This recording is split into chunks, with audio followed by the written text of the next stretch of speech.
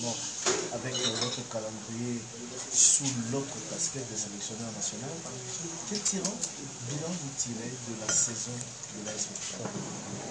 Un bilan mitigé évidemment, parce que depuis que je suis là, le premier bilan, on avait deux objectifs quand même, c'était de remporter la Linafoot enfin, et ensuite de rentrer dans les quarts de finale. Donc d'un côté on a réussi, et de l'autre côté on a échoué, donc ça reste mitigé. Bilan mitigé, les causes, c'est quoi?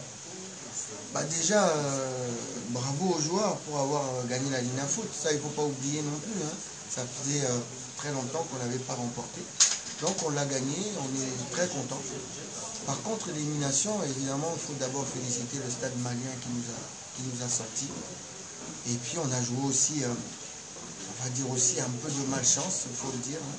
Au match retour, manque de professionnalisme d'un côté au match aller, un peu de malchance au match retour, qui fait que sur ces deux matchs-là, on a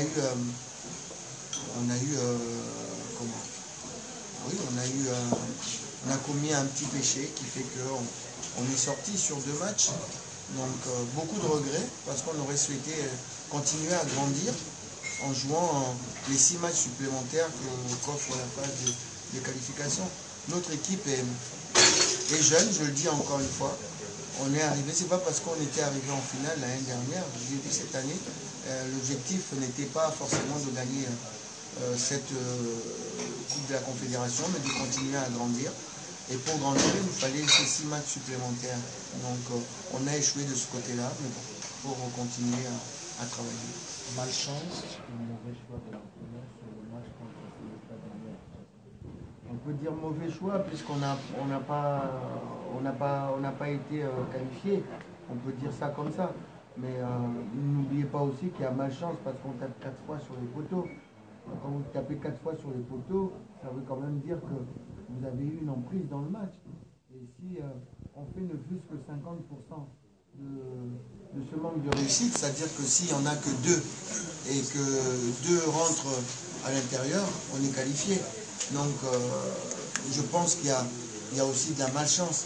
Quant au choix, les mauvais choix, encore une fois, c'est a posteriori. Je dis encore une fois, quand on a perdu, évidemment, oui, a posteriori, on peut dire qu'on s'est trompé.